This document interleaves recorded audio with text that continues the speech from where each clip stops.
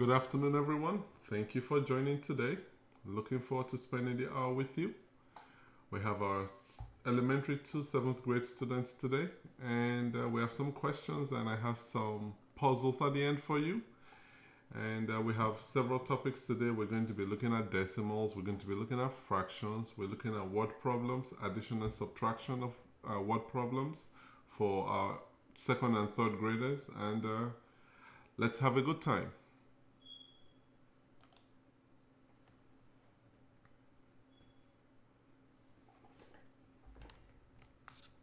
So I'm going to wait for a few more moments for more people to join us, and then we'll get started with our questions. We have some money word problems, I think, for the 6th graders as well today. So how's everyone doing today? Let's try to make it interactive today. How's everyone doing today? How's school coming along? How's everyone adjusting to this online school stuff? Are you finding it easy? I had the same question for the 8th graders and high school students yesterday, and the review was mixed. Most people are missing school. Are you missing school? You're missing your friends? Do you get to talk to them on the phone?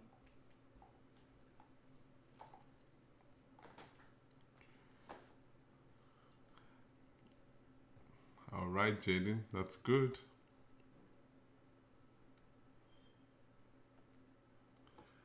Okay, so we'll wait for maybe one more minute and wait till everyone comes in. I want to make sure that we have some 2nd and 3rd graders answering questions today. And I've chosen some puzzles at the end that should be quite light for elementary school students. So, all right, let's get started. It's 1:02. And we're 2 minutes in. I want to make sure that we can go through the problems that we have today within the time that we have. And so here it goes. An art teacher has 675 crayons.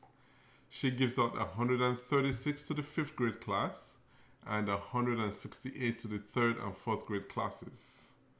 So a local supermarket donated 85 crayons to the art teacher. How many crayons does the art teacher now have? So I want to say how you guys process the part of the question that says that she gave 168 to the 3rd and 4th grade classes. How do you guys see that? Do you see that as each grade gets 168, or do you see that as 168 were given to both classes?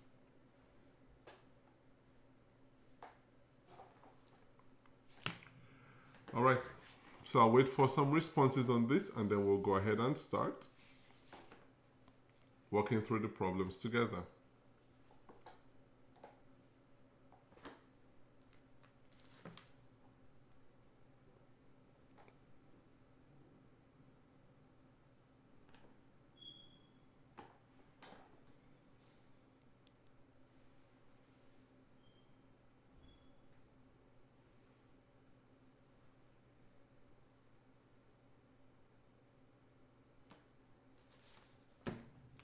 All right, let's get started with this. I don't think I've got any responses yet, so I'll go ahead and start, and then I'm sure people will trickle in as the session continues.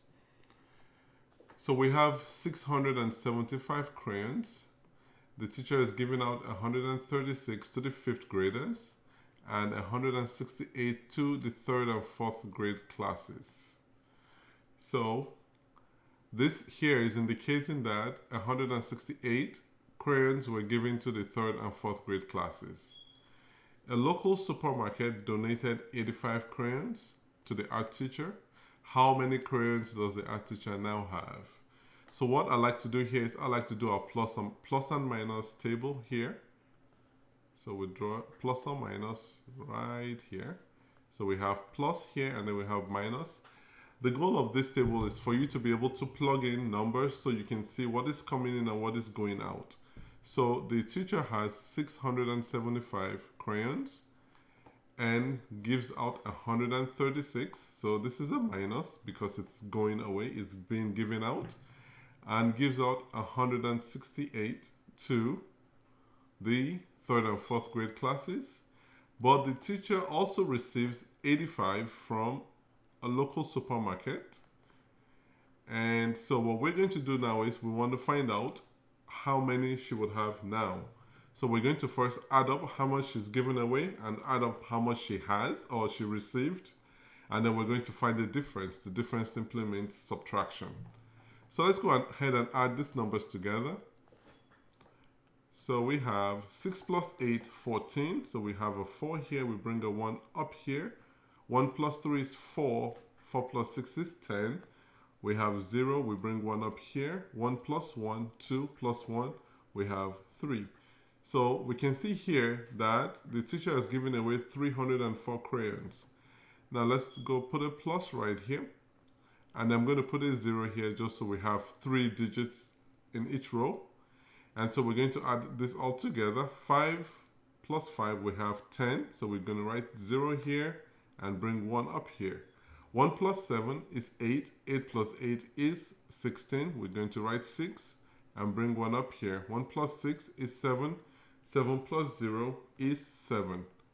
So based on this question, what we're seeing here is that the teacher has 760 crayons but has given away 304. So that simply tells us we have to do a subtraction. So we have 760 minus 304. So now we're going to do our subtraction. 0 minus 4, we can really take 4 from 0. So we're going to come over to 6 and we borrow 1 from 6. So we're left with 5 here. The one that we borrow from 6 is actually going to represent 10 units. So we add 10 to 0 and so we have 10 right here. 10 minus 4, we have 6. 5 minus 0, we have 5. And 7 minus 3, we have 4. So the teacher has 456 crayons. So the art teacher now has 456 crayons. All right, are there any questions about this approach, or if you have a different approach you'd like us to consider, feel free to also indicate. And with that in mind, we'll go over to the next question. The next question here is for our 4th to 6th graders. As I promised, every time we meet, so every Monday and Wednesday, we're going to do some fraction. It may be, I will always do one addition or subtraction and one multiplication or division problem. So we have these two problems here, and I want you all to try it out. Remember, when you're adding or subtracting, you have to make sure that you have a common denominator. So your denominators for each of the numbers, each of the fractions must be the same for you to be able to do any kind of addition or subtraction. With multiplication and division, that is not really important. You don't have to. So let's give you a few minutes to try this out, and then I want you to go ahead and try both questions out, and then we'll go ahead and work together on this.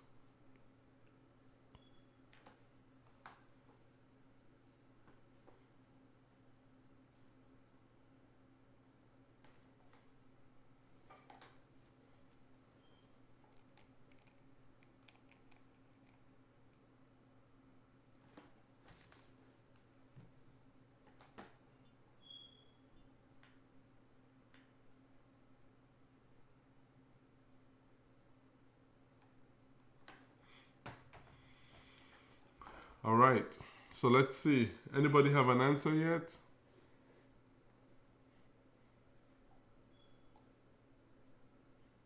Can you all hear me?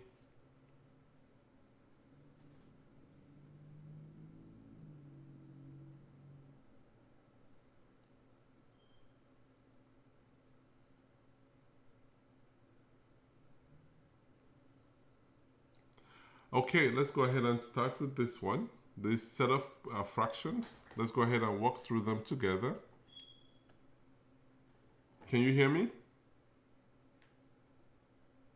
I just want to make sure that there are no audio problems. Okay, so let's go ahead and solve these fractions together. So we're going to start with the subtraction questions. So the first thing we're going to do is to convert them to, I think this is a method that works easily for,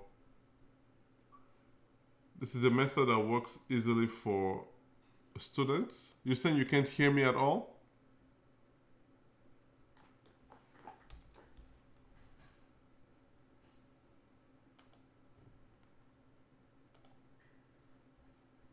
You can't hear me?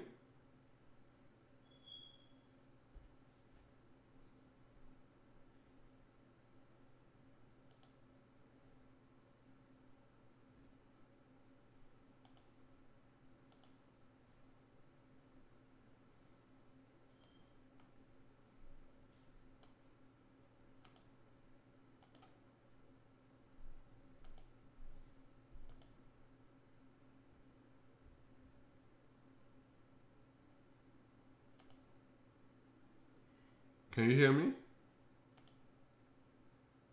Okay, all right, that's good. Thanks for at least letting me know that you're having an issue. Okay, so we're going to convert each of these to improper fractions. So let's go ahead and try for 3.5. 3.5. When you convert to an improper fraction, you multiply the whole number by the denominator, which is 3 multiplied by 2, which is 6. We add 1 to that. That's going to give us 7. And then your denominator is 2. And then 1/3/7, we have 7 multiplied by 1, 7 plus 3, we have 10/7. So now we have 7/2 minus 10/7. So remember what I said earlier, whenever you're dealing with addition or subtraction, you have to make sure that your denominators are exactly the same value. So how do we do that? We find we'll find a least common multiple or a least common denominator. Here, just looking at this, you can multiply these numbers together. So you have 2 multiplied by 7, that gives you 14. So we have a common denominator of 14. So now let's go ahead and convert each of these to a common denominator of 14. So 7/2, we're going to multiply 2 by 7, and then also multiply 7 by 7. This is going to give us 49/14. And then for 10/7, what we're going to do is multiply 7 by 2. So we multiply 10 by 2. This is going to give us 20/14. So now our fractions are going to be 49/14 minus 20/14. And so now that we have a common denominator, what do? We subtract the numerators. So we have 49 minus 20. This is going to give you, let's go ahead and try that here. 49 minus 20, 9 minus 0, we have 9. 4 minus 2, we have 2. So we have 29/14. Now we need to, you can leave it this way, or we can convert it back to a mixed number. I always like to convert it back to a mixed number, especially when the question I received is in mixed numbers. So let's go ahead and do that here. 29 divided by 14. How many groups of 14 in 29? Let's try 14 multiplied by 2. We have 28. So you can see that that's just 1 off from 29.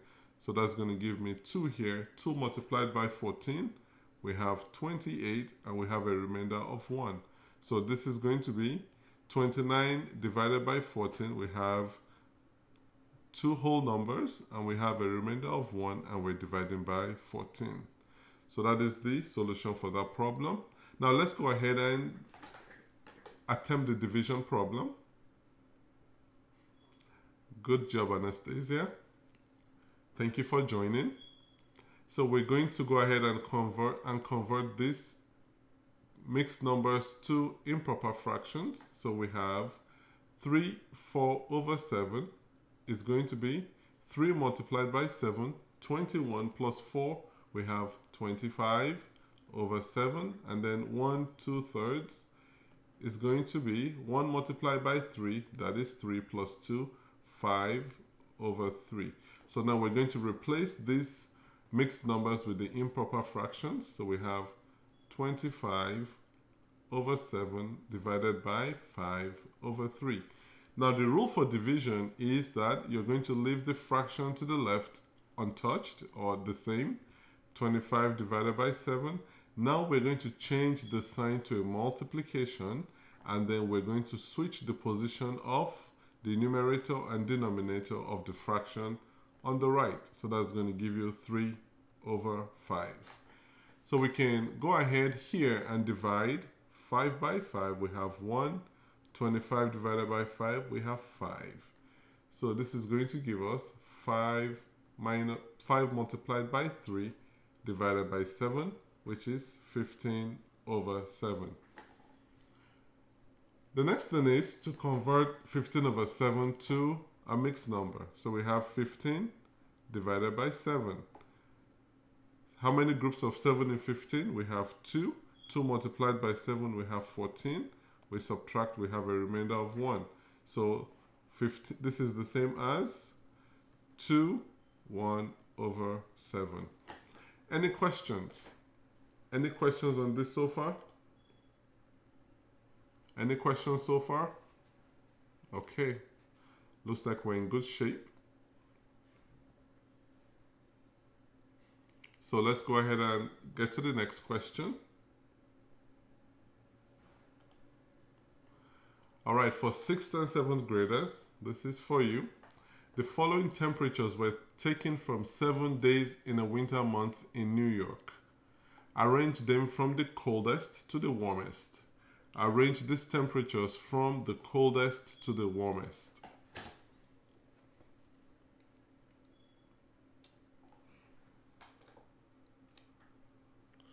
Arrange these temperatures from the coldest to the warmest.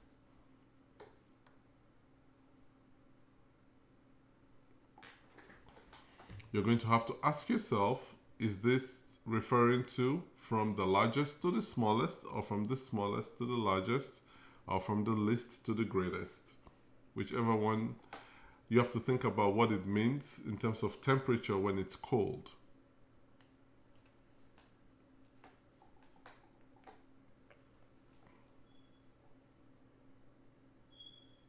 So when it's cold, what is the temperature? Is it, when we say from the coldest to the warmest, are we looking at from the least to the greatest, or from the greatest to the least? That's the first thing you need to be able to understand to answer this question correctly.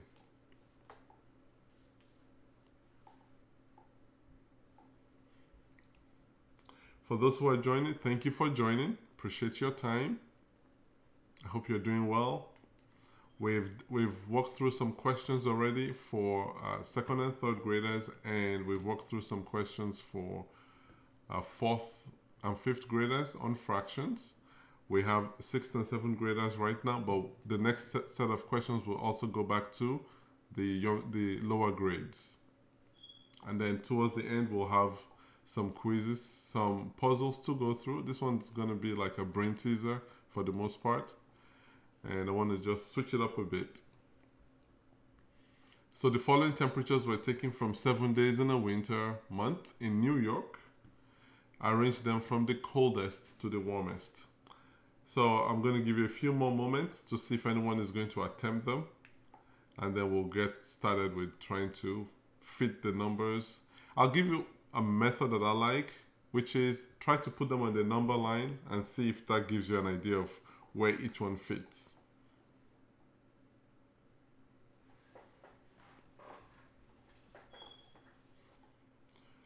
Okay, so let's get started with solving this problem together. So I'm just going to draw a number line right here. Just draw a number line.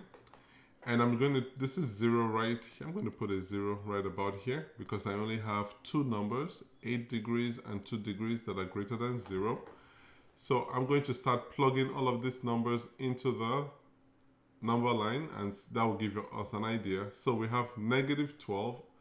I'm just going to put it here, negative 12. 8, I'm going to put it right here because remember, to the right of 0, you have positive numbers. To the left of 0, you have negative numbers. So we've dealt with 12, we've dealt with 8. Negative 24, that's going to go more to the side, to the left-hand side. So we're done with that. Negative 5, that is going to be between 0 and negative 12. Okay, thank you, Anastasia, for your response. So this is negative 5. Then we have negative 13. Negative 13. We have 2 degrees, which is right here, and then negative 17 right here. So when we're looking at from the coldest to the warmest, always remember when it's cold, the temperature is lower. That's the most important thing to do, to know, to actually start answering this question. When it's cold, the temperature is lower. So all we're going to do here is just arrange the numbers the way they show up on the number line. And I think Anastasia got it right. So we have negative 24, negative 17, negative 13, negative 12, negative 5, 2, and 8. So that is going to be the arrangement of these temperatures from the coldest to the warmest. Are there any questions about this? Are there any questions about the approach? Is it confusing? Does it make sense to you?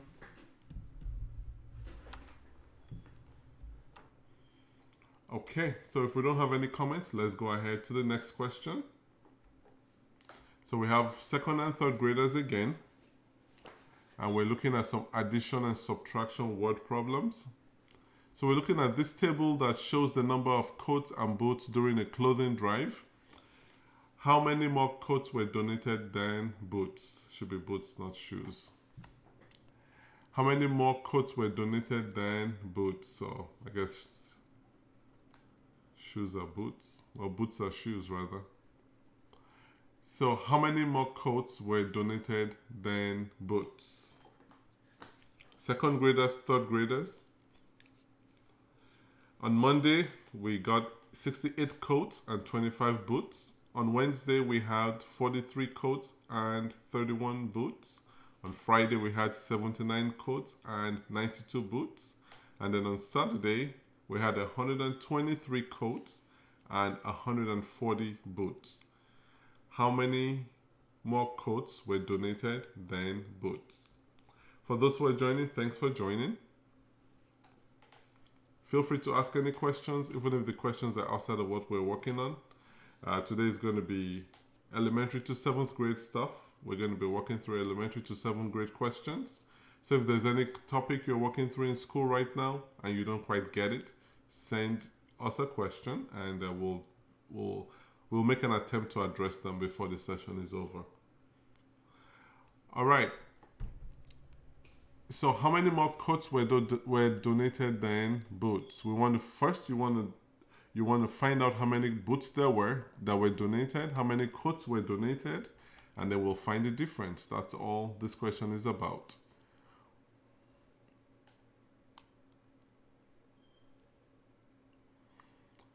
Okay, I'll give you a few more moments and then we'll get started with solving this question together.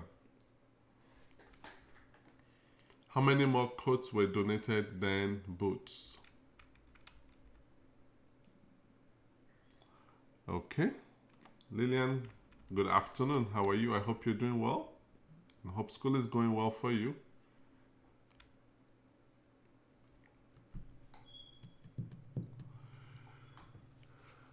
Okay, so let's find out how many coats got donated and then how many boots got donated, and then we'll see how to go about it from there. So let's look at coats. How many coats were donated? We're going to add all the numbers together. I'm going to start with the largest one. So I have 123, then I have 79, I have 43 here, and then 68. Because I have 3 digits at the top, I'm just going to replace all of this with zeros, and then we add this up together. So now we're going to add these numbers together. 3 plus 9, we have 12. 12 plus 3, we have 15. 15 plus 8, we have 23. So we're going to write 3 here and bring 2 up here. 2 plus 2, we have 4. 4 plus 7, 11. 11 plus 4, 15. 15 plus 6, 21. We're going to write 1 right here and bring 2 up here. 2 plus 1, we have 3, and we have all zeros, so this is going to be 3 right here. And then let's go ahead and look at the boots. For the boots, what do we have? We have 140, and then we have 92, we have 31, and then 25. So we're going to add all this together. I'm going to put zeros just so we have 3 digits on each row. So let's go ahead and add now. We have 0 plus 2, it's 2 plus 1, 3, plus 5, we have 8 over here. 4 plus 9, 13, plus 3, 16, plus 2, 18. So I'm going to write 8 and bring 1 up here. 1 plus 1, we have 2, 288. So now we're going to find the difference because it's asking how many more. So this is telling us that we need to do some subtraction. And so we're going to have 313 we're going to subtract 288. So 3 minus 8, we can't really do that. So I'm going to go over here, borrow 1. So we're left with 0. The 1 we borrow becomes 10. Add it to 3, we have 13. 13 minus 8, we have 5. 0 minus 8, we can't do that. So we're going to come over to 3, borrow 1, and we're left with 2. The 1 we borrow becomes 10. 10 plus 0, we have 10 here. 10 minus 8, we have 2. And then 2 minus 2, we have 0. So there, thank you, Anastasia. You got the answer right. So we have 25 more coats. Thank you, Lillian. 25 more coats than boots. So are there any questions about this? Are there any questions about this topic? Would you like me to go over anything again? Is it clear? Is it confusing?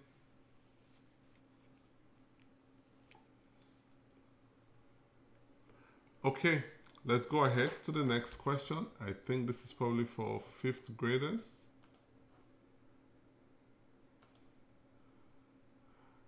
Okay. This is for 4th and 5th graders. We're looking at word problems here. So it's a 5th grade math class does practice drills that each last 1/4 of an hour.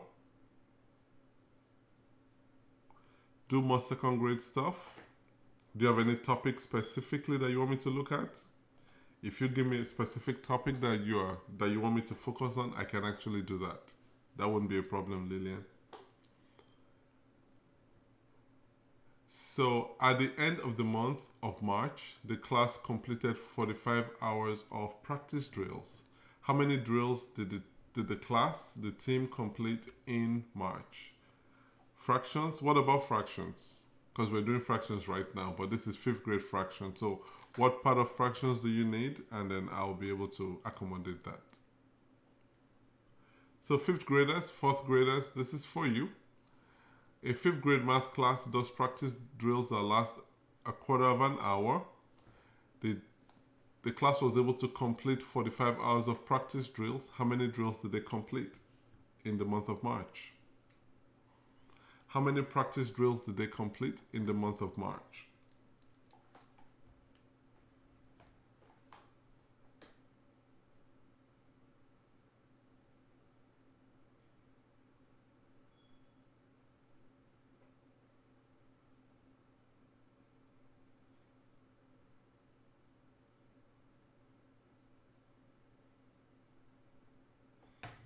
How many practice drills did they complete in the month of March?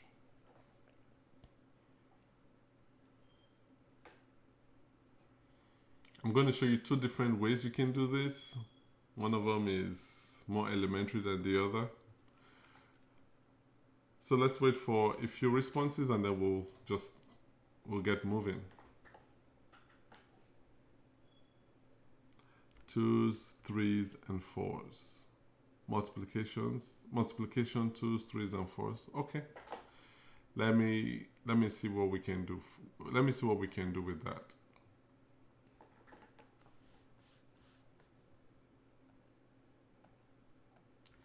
Okay, so let's get moving. So we have, I'm going to show you one method here. So we have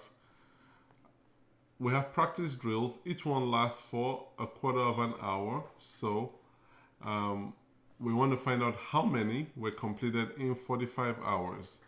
So let's look at, I'm going to draw something here to show us a quarter.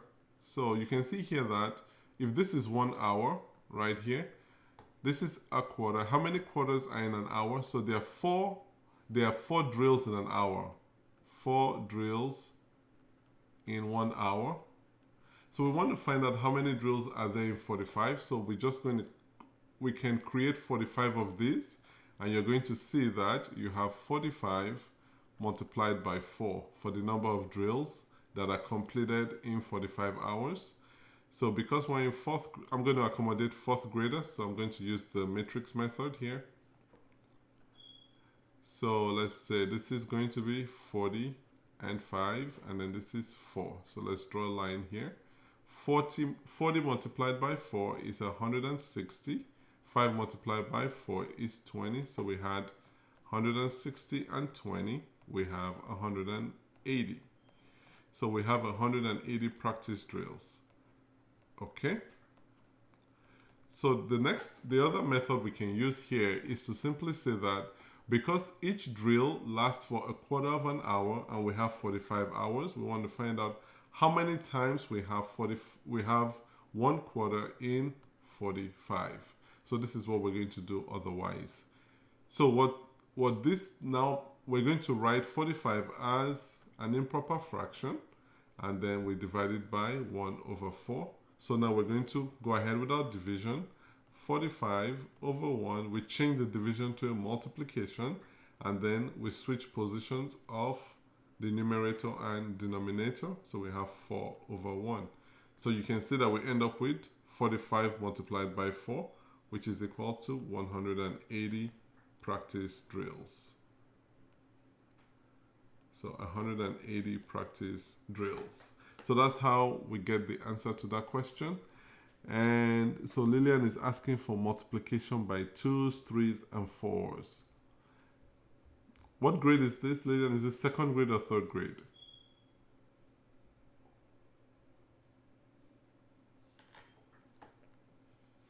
So while she's answering, we'll go over to the next question, and I'm sure we'll have some time at the end to help her out. Okay, 2nd grade. So a medical lab completes 168 tests in 1.4 days. How many tests do they complete in a day? This question here was a request from a participant on Monday. We had a question that had to do with dividing decimals by whole numbers or dividing whole numbers by decimals, and wanted an example for today. So we're going to do this together, and I hope the requester or the whoever requested this is here today so that they can benefit from this. Otherwise, this will be uploaded on YouTube, and you can go ahead and take a look at it later on. Okay, so a medical lab completes 168 tests in 1.4 days. How many tests do they complete in a day? So you can see here, how many tests do they complete in a day? So we're trying to do some division here. So it's going to be 168 divided by 1.4.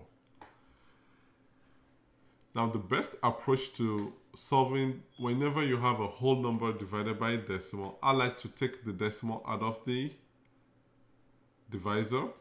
So I'm going to move the decimal right here so that the decimal is after the number. To do that, I'm actually multiplying 1.4 by 10. So I'm just going to add a 0 to the end right here. Okay, so now let me write this again. So what we end up with is 1,680 divided by 14. Okay. Let's go ahead and do our division. how many groups of 14 in 16? We have just one group. 1 multiplied by 14, we have 14. And then we subtract 16 minus 14, we're left with 2. We can bring down our 8. 28 divided by 14, how many groups of 14 in 28? Let's try 14 multiplied by 2. 4 multiplied by 2, 8. 1 multiplied by 2, 2. Okay, so we have 2 right here. 2 multiplied by 14, we have 28. And we subtract, and then we bring down the 0. 0 divided by 14, we have 0.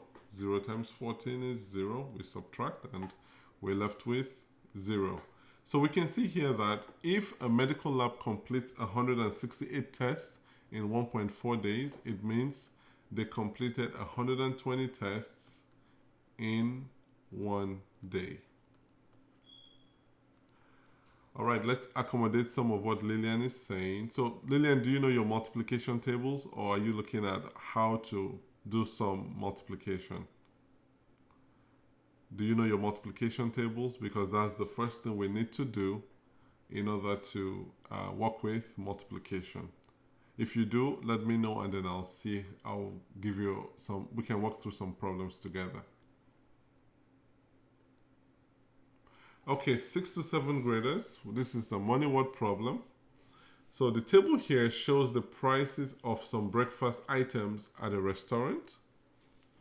Mike ordered 3 eggs, 2 slices of bacon, and a glass of orange juice, and also a cup of coffee. The sales tax for the order was 96 cents. It's a he, not a she. If he gave the waitress $15, how much change did he receive? So if he gave the waitress $15, how much change did he receive?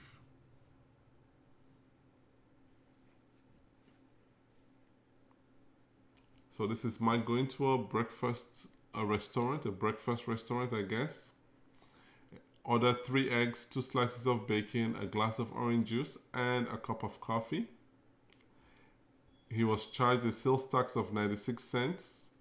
He gave the waitress $15. How much change did he receive? How much change would he receive here? The first thing you want to do here is to find out how much the food he ordered costs.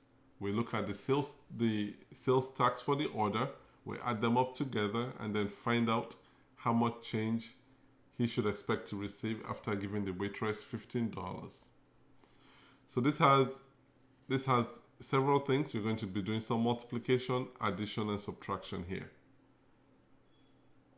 We're going to be doing some multiplication, addition, and subtraction, and these are all money type problems. So let's give you a few minutes and we'll be able to get through this together.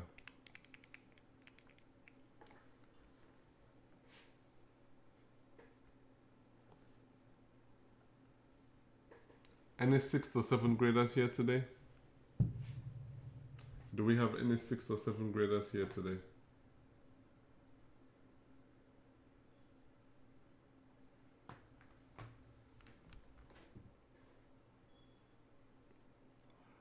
Okay, since we're not getting much of a response, it looks like we may not have any here today. So let's go ahead and try this together.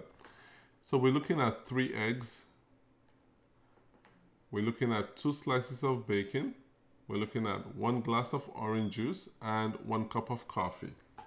So we have 1 egg cost $1.79. So 3 eggs will be $1.79 multiplied by 3.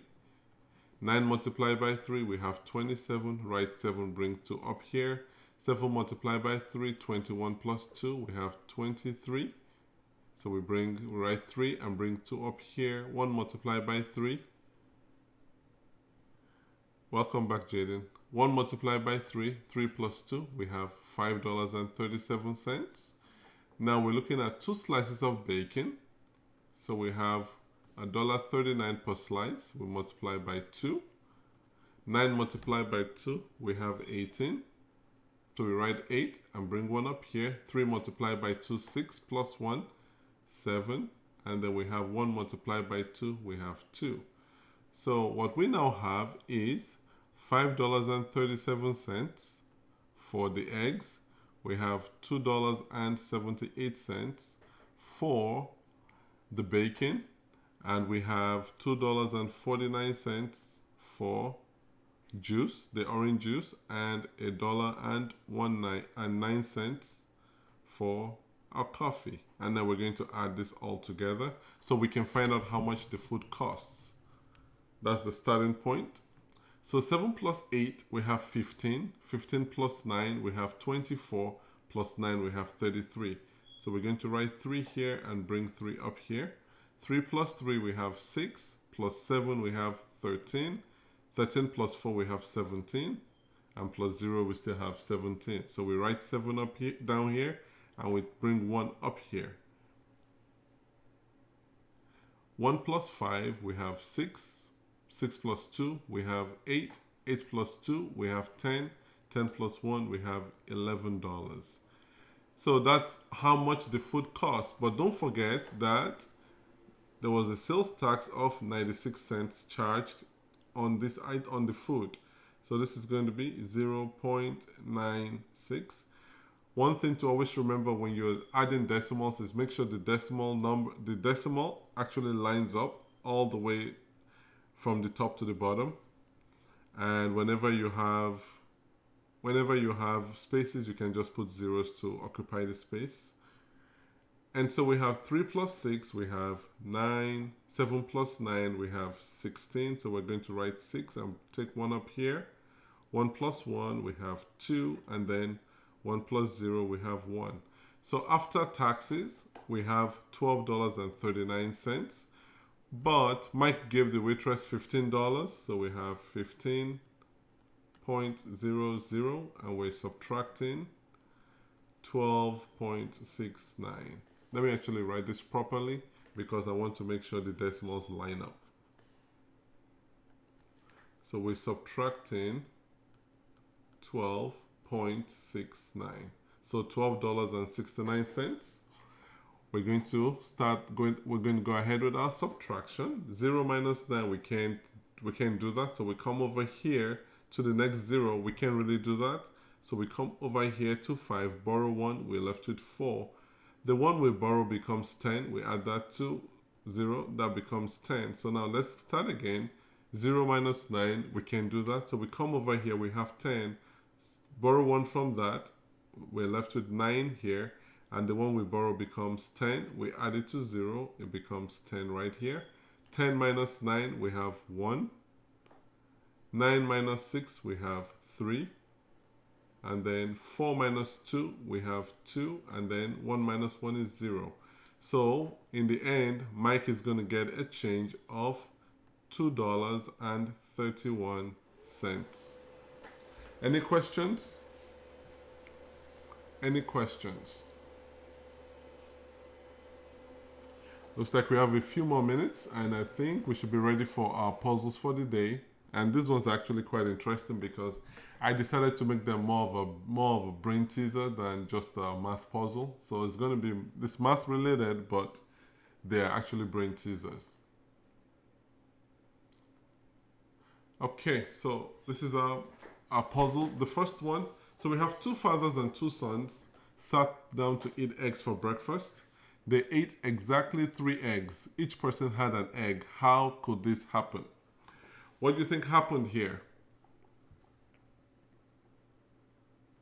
2 fathers and 2 sons sat down to eat eggs for breakfast. They ate exactly 3 eggs. Each person had an egg. How could this happen?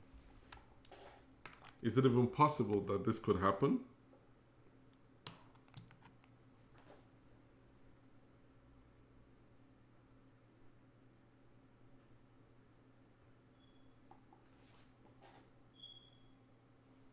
Is it possible for this to happen? 2 fathers and 2 sons sitting down to eat eggs for breakfast, and they eat exactly 3 eggs. I want you to think a little bit. It just requires a little bit of thinking. It's not... I mean, it's going to take some thinking for sure. You can make some assumptions. Are they from the same family or are they from different families? If you do that, it may give you a hint. They shared one in half, but it says they ate exactly 3. Each person had an egg. Each person had an egg. They could have split it to make it smaller bits. I like that. That's a good thought. But each person had an egg.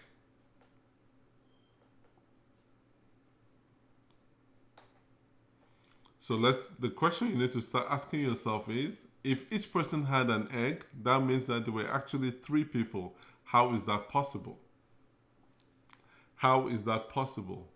Well, we have 2 fathers and 2 sons, which may lead us to think there are 4 people, but there were actually 3 people. How could that possibly happen?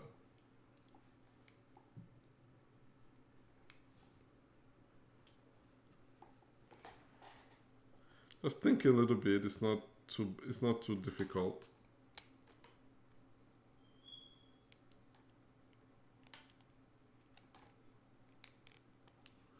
Anybody have an idea? Or you want me to show you what's happening here? Anybody have an idea? All right. So let's walk through a few scenarios. Let's assume that because we have exactly 3 eggs that were eaten we have each person had an egg, so that means that there were actually 3 people eating the eggs. But the question tells us that there were 2 fathers and 2 sons. So let's look at it this way. I'm going to make an assumption that they're all from the same family. So I have a father, I have a son, and I have a grandfather. Okay? So let's see whether we have 2 fathers and 2 sons. So this is a father to the son right here. This grandfather is also a father to his son, which is the father here. Now, in this case, the father here plays both roles. Is a father and also a son. So we have 1, 2, 3, 4. We have 2 sons here, and then we have 2 fathers. So each of them gets 1 egg each. So each of them gets an egg each. So how could this happen? We had a grandfather, a father, and a son, all from the same family. That is what had to happen for this situation to occur. All right. That was a trick question. I wanted something different so you could just think outside the box. And it had some math. 1 plus 1 plus 1 is 3. It is. It's for, 2nd grade all the way through 7th. It's just a mix.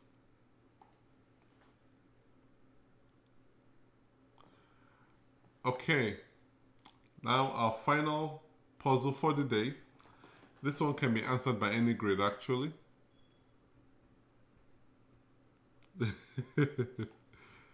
So this can be answered by any one of you.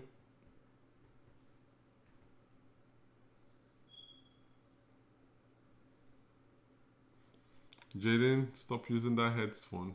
Maybe your headset is not working. So what's the missing number here?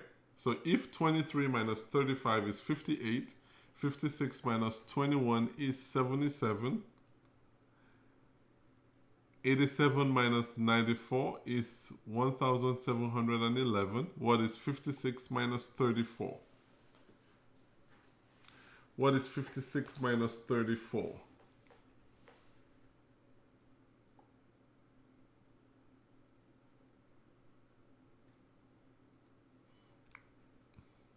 It's okay. Maybe next week when we have, I'll have a puzzle that is for 2nd graders. I'll try to put one for just 2nd graders. This also has a lot of, this actually just makes you think, but it's all you have to do to get this answer is 2nd grade math.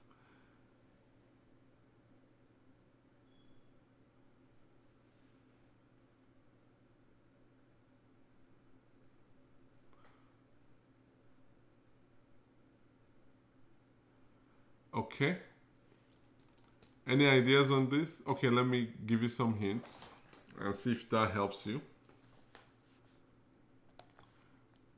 2 plus 3 is 5. 3 plus 5 is 8. That's your hint. Let me see if that helps you.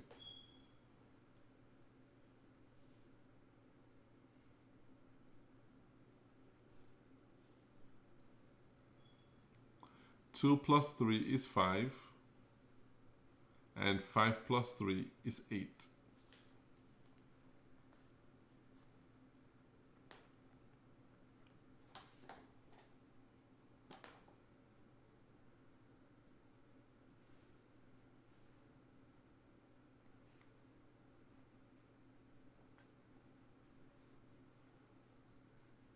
Okay, let's give you a few more seconds and then we'll go ahead and complete this and finish the session.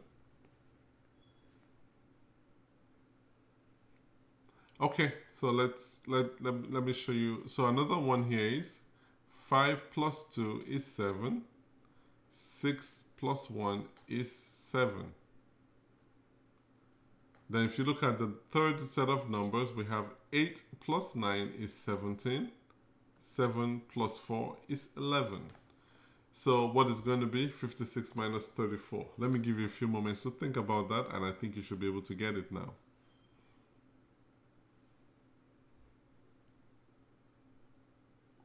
I think you should get it now. Jaden, what are you doing?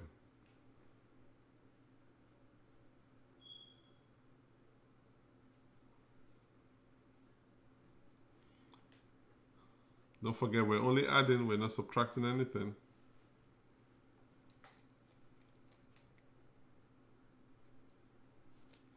We're only adding. 2 plus 3 is 5. 3 plus 5 is 8. 5 plus 2 is 7. 6 plus 1 is 7. Okay. All right. Anastasia, I think you're onto something. So what we have here is 5 plus 3 is 8. 6 plus 4 is 10. So it's 810. 810. Good job. Thanks for trying. You all did good today. And that's all we have for today. I hope you learned something from our session, from our time together. I'm looking forward to the next week when we meet again. Have a great weekend. Try to be safe. Don't forget all the things you have to do to keep everyone safe, and keep yourself safe and your parents and your siblings and and your grandparents, if you have any that are living with you. So try to stay safe, and we'll look forward to next week. Enjoy the rest of your day. Have a very blessed weekend. Thanks for your hour, and bye for now.